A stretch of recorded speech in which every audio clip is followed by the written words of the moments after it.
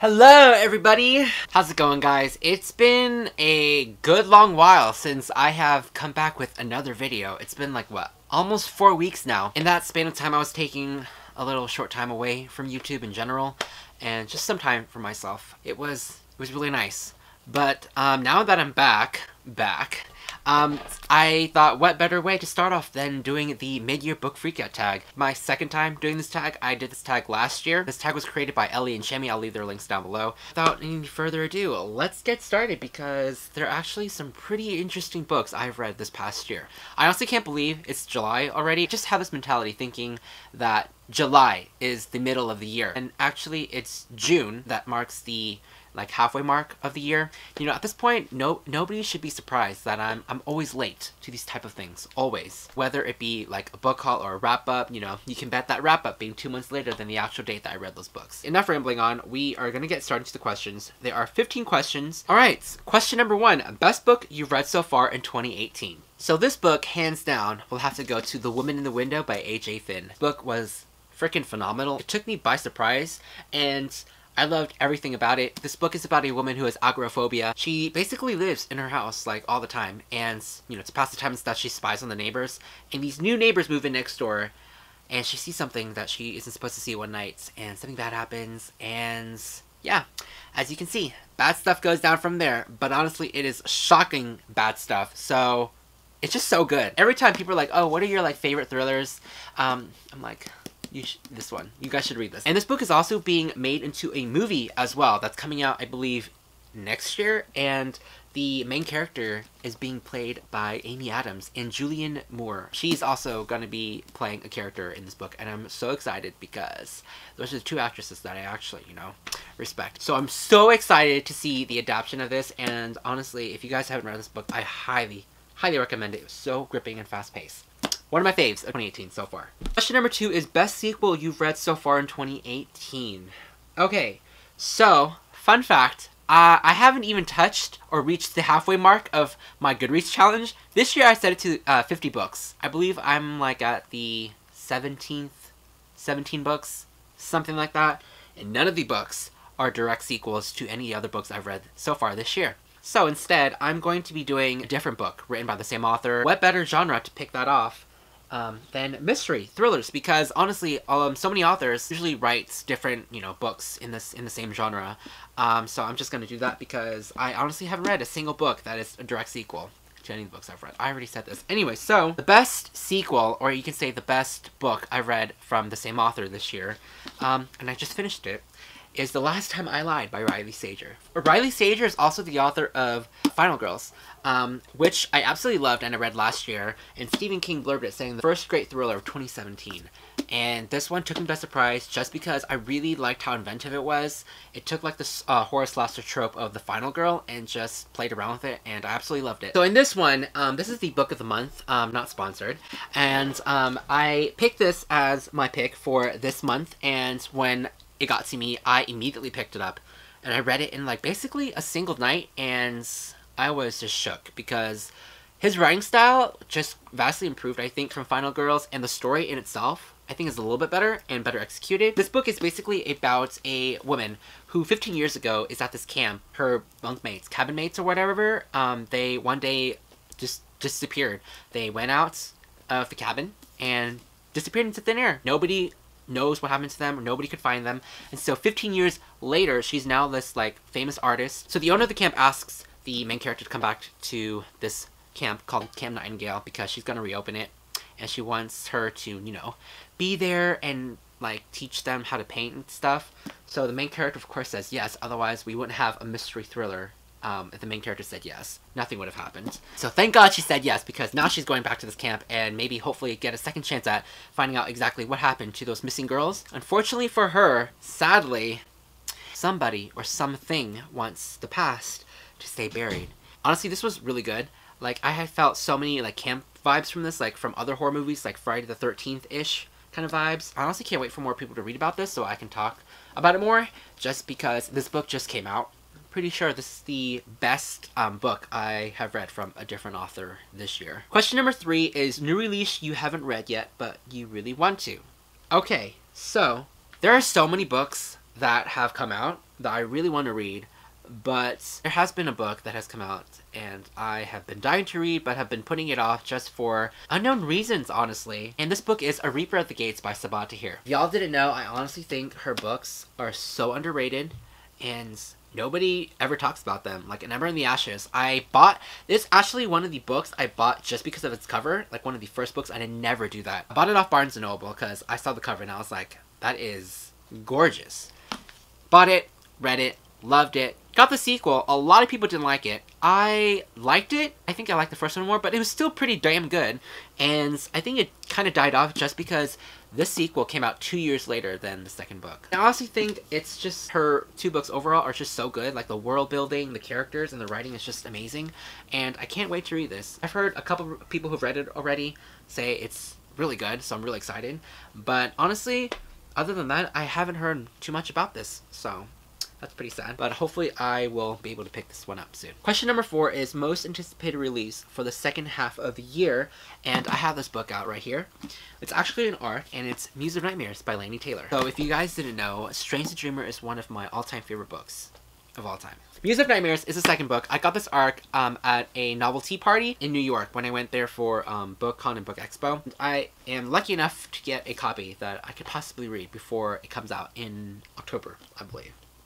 Question number 5 is biggest disappointment. There are a couple of these books. To be honest, most of the books I've read so far this year have been disappointing reads. They outweigh the good ones that I've read this year. But one of them is The Price Guide to the Occult by Leslie Walton. So I went into this book with just a little high expectations just because I haven't read her other book, The Beautiful Stars of Ava Lavender, and I heard so many tremendous great things about that book. And I went into the book thinking, okay, well, since a lot of people have given such high praise for that one, maybe this one will be great. It was not great. I gave this book 2 out of 5 stars, and that was me being generous. This book made no sense to me. It was just so weird, and the weird stuff, like, didn't even make it up for how weird it was. That didn't really make any sense. But see, that's what I'm talking about. Not that you know what I'm talking about. But this book is about a girl who is a witch from, like, a family of witches, and she's on this island, and the title of the book is actually the title of a spell book in this book. She has, like, a curse going on with her family, saying that I don't even remember what this book is about. Goddamn, hold on.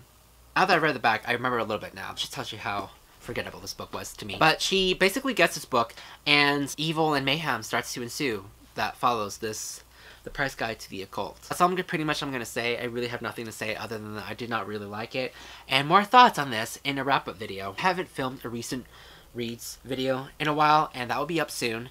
Accumulating all the books I've read from, like, March till now. I know it's been a while. Another honorable mention for a disappointing read is The Hazelwood by Melissa Albert. I honestly went into this with really high expectations. I gotta lower my high expectations, man. Like, honestly, all these overhyped books, this is one of them. Alright, number 6 is The Biggest Surprise. So for this one, I'm gonna go with Furyborn by Claire Legrand. I honestly wasn't expecting to love this book as much as I did because I was scared because, again, overhyped. I went into this, and honestly, this has one of the best prologues I have ever read for any YA fantasy book. It was just so darn good. I think it's a really solid start to a fantasy series. It's about 2 queens, different time periods. One is prophesied to be the Sun Queen, and one is prophesied to be the Blood Queen. One of the queens is supposed to, like, destroy the world, and another is supposed to save it. So these follow 2 different queens and 2 different timelines and how they're linked together, and it's just so good. I really would recommend it if you guys really like solid YA fantasy novel that isn't too, like, heavy-handed and chaotic, and I really think this is just a really good start. So this was really surprising and I really enjoyed it. Alright, number 7 is favorite new author, debut or new to you. So for this one, I'm going to go with Grey Wolf Island by Tracy Nethercott. I absolutely love this book so much. It's one of my favorite books of all time as well. People have always been asking me, since I love the Raven Cycle series so much by Maggie Stiefvater, have I read any books, you know, that have the same similar vibes or atmosphere as those books? And yes, I have. There have been a couple books I've read so far. The Foxhole Court by Nora Sakovic and Grey Wolf Island by Tracy Nethercott. This one is just so perfect in itself that it stands well, and I really, really enjoy the story, the character dynamics, the friendships, the people, the writing, everything about it is just so perfect. If you're looking for a story that, you know, that has similar atmospheric vibes and tones, I would say this might be the book for you if you're trying to look for something to satiate that, you know, hunger that you've been having after you read The Raven Cycle, like as I have. Honestly, this book in itself is just so good. This book also has like the element of magical realism in it as well. It's about these group of friends who are going to this island to find treasure. But each person in that friend group has like this, I don't want to say supernatural, but like this mysterious, magical aura that's going around them. So like one guy was allegedly born to a virgin, and there's one girl who can never sleep, and another who can foresee like his own death. So honestly, this is like an underrated book. I actually found this by mistake on Amazon. Nobody recommended this to me. I had no idea this existed, and I'm so happy to find that I did. And honestly, I would recommend it to everyone. Please pick this up, and if you have, please let me know, because only one other person has picked this up since I mentioned it. And they say they absolutely loved it, and they can see why. It has Raven Cycle vibes and feels and all that. So please pick this one up. Number 8 is newest fictional crush. Okay, so I'm going to skip this question because I haven't found like a fictional crush newest.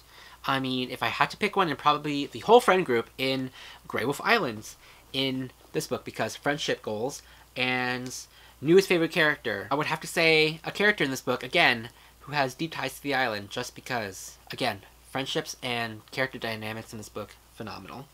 Number 10 is a book that made you cry. Honestly, there hasn't been a book that made me cry this year. I mean, if I had to say sad, I can't really pick a book that made me cry or sad, because I haven't read too many books. I've read like, what, 17 books this year. And like, more than half of them were all disappointing, so I guess you could say that any book less than like 3 or 4 stars were pretty sad, so.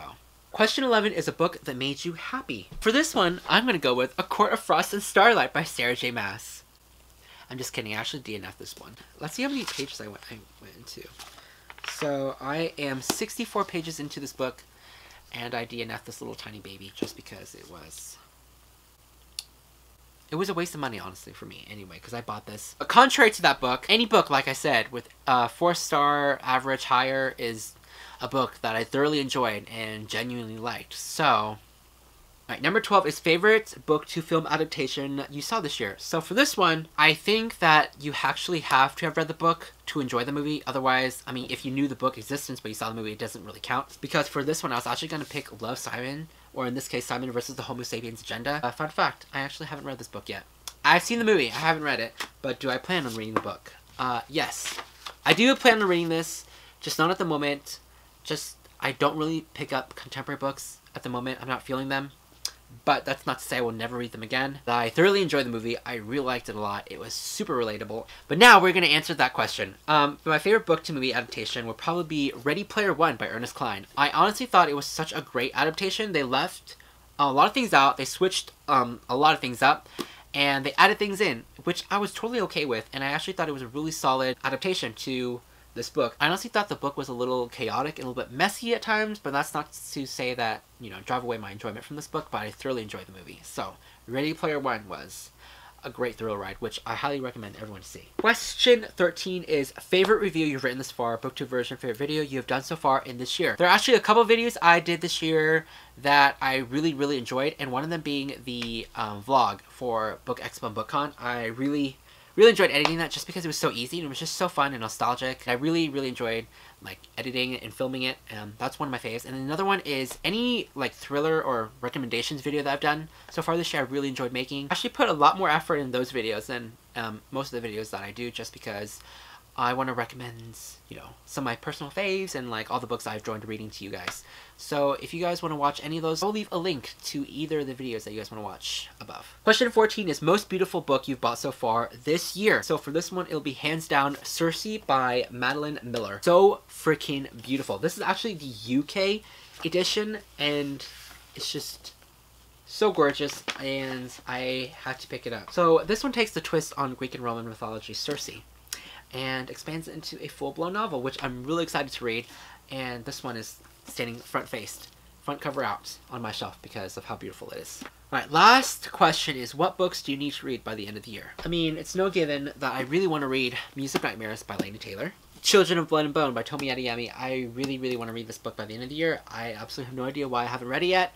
Just not in the mood for fantasy at the moment. A lot of the books I've read actually are, I just realized, were all psychological mystery, thriller, suspense books.